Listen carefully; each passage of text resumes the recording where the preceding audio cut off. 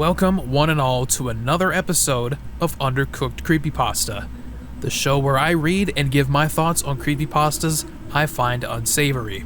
Today's episode is about a story by the name of Crimson. It's a SpongeBob Lost episode creepypasta, so we're setting the bar pretty low, folks. There will be a link in the description so you can read along for yourself, and let's begin. I used to work at a video store in Miami called Blockbuster Video. Wow, that introduction for Blockbuster though. I was thinking to myself, I keep forgetting that we live in a generation now that did not actually grow up with Blockbuster Video, but only know of it vicariously through the older generations. But that's just an observation. That's nothing. Let's continue. However, it was a summer job because my family didn't have much money, and someone needed to have some kind of part-time job to help with the losses in my father's firing. So, I worked for the summer, and it was a pretty nice time. I met a lot of great people on that job. One of these people was, we will just call him Bob. Bob loved the show SpongeBob SquarePants. He would always wear a button on his uniform with the Sea Sponge's goofy-looking face on it. He really loved the show. Well, one day, a huge box full of SpongeBob stuff came in. We don't know how it got there, but it was in the back room, so we thought it was just a new shipment of shit that just came in for the shelves. I was in charge of stocking said shelves, so I started to place all the stuff on the shelves when one of the DVDs caught my attention. It was a simple white case that was labeled Test in black marker. I was curious, so I grabbed it and took it home. The disc was blank with no images or label on it. It was just a blank looking disc. I popped the disc in, only to see the intro for SpongeBob to start playing. What a surprise. The intro ended and the title card came up. Now I'm gonna have to kind of twist the S word that also means to self-delete in Minecraft. That word, because YouTube censors just do not like it, and they will instantly give you that piss yellow Dolan sign. So I'm gonna have to, instead of just muting it, bleeping it, saying a different term, I'm going to pronounce it in a different way, one that I hope YouTube doesn't catch on to. Here we go. Squidward's Suicide. Let's see if they catch that one, huh? That was the name of the episode. It was really dark. I had no idea why it said this, so I paused the episode. I took a minute to process this, and I thought for a moment, was this a bootleg? Were all of those DVDs I put up bootlegs and I didn't even know? I knew the only way to find out was to watch the rest.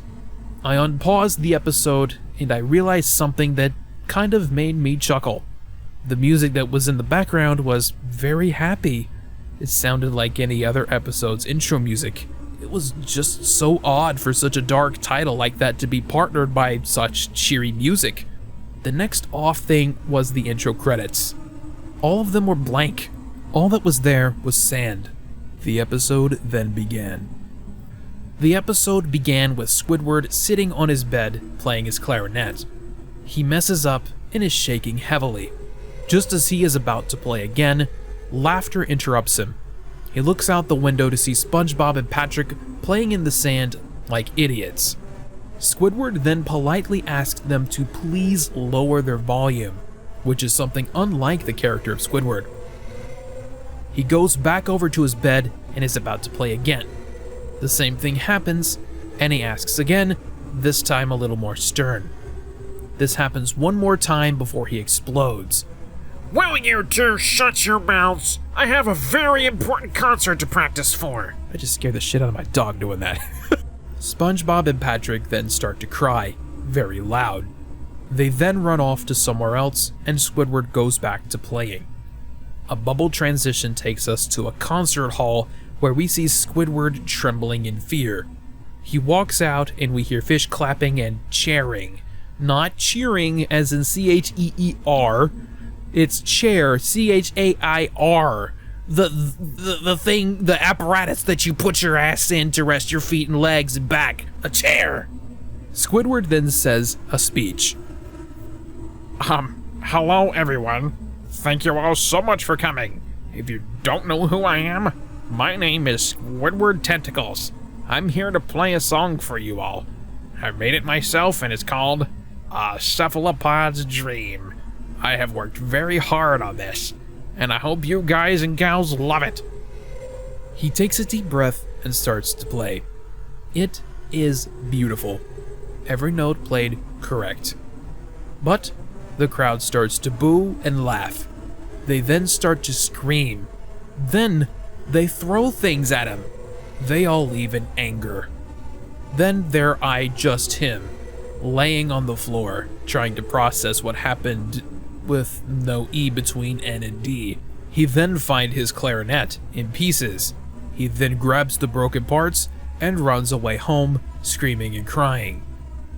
We then cut to him sitting on his bed, sniffling and tearing up. He then looks over to the camera and smiles. Then he laughs. He then, with one swift motion, slashes his wrist with a knife and then sits down. He starts to cry again. The crying then stops. He dies. I like how it's just a simple two-word statement. He dies. He dies. We cut to black, and we hear SpongeBob open a door and yell out Squidward's name. The episode ended from there. Wow, the story really fell off on the last bit there. It's just like the writer just gave up. It's just like rushed through the whole thing. Not even an aftermath or anything. It's just the episode ends from there, and it's just, oh, I hate it when stories do this. When I find a story that does this, I know it's not anything that's being published and, you know, all of this, it's not becoming a New York Times bestseller. It's just silly internet horror stories. But at the same time, it still irks me when writers do this. Let me actually check here to see if it's been edited in any way to like be worse. History. Blah, blah, blah, blah. Visual edit, mobile edit, not a knockoff. Undo revision. Revision? There's revision somewhere? Compare selected revisions. Let's see. Latest revision, blah, blah, blah, blah, blah. Nope, it looks like that's just it. It just ends like that. That's what the writer intended. You know, there are grammatical and spelling errors here and there throughout the story, peppered throughout, but that's the elephant in the room. I want to talk about this ending, bro. It was so short. It's like I sit down to watch the real Red Mist, if it were to exist, and after the concert performance, that disaster, I just hit fast forward and all of a sudden it's done. That's what I feel like. I feel like someone just hit fast forward through the last bit and then it just wraps up and there's no resolve. There's nothing there. It's like the actual self-deletion in Minecraft, you know, Suikide bit is just, it's just an afterthought. It's just put in because reasons. You know, you spend all this time building it up. The pacing is so bad. There's just, it's 99% build up and then 1% this. There's a certain flow to these stories that needs to be addressed. It's like, you know, you have a build up and then a peak, a money shot, and then in most cases there's a cooldown. Now, if we're talking about something like Lost Episodes by Slime Beast, that's another thing. You had the build up, you had the story, the backstory, and then you had the peak, the money shot, and then I think it ended perfectly. We learned all we needed to know. He cut it off right at where we would want more. You know, we want to know what happens next, but that's the thing. It was intended that way to leave mystery. This doesn't leave any mystery. This leaves out important stuff. It's definitely not the worst I've ever read. It's not scary.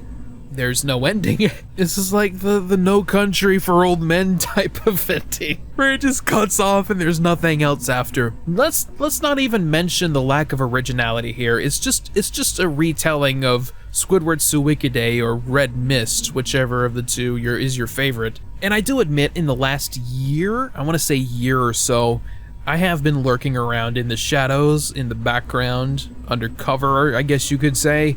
And I've seen a couple of retellings of Red Mist. I'm just gonna say Red Mist, and it just lacks originality. I guess if I'm gonna give myself the same treatment, I guess my retelling or remake of Suikide Mouse.avi also falls into this, where it's just unoriginal. Because if you don't know, I did rewrite or, you know, I did a fan redo of suicidaymouse.avi back in 2019, and yeah, it was unoriginal.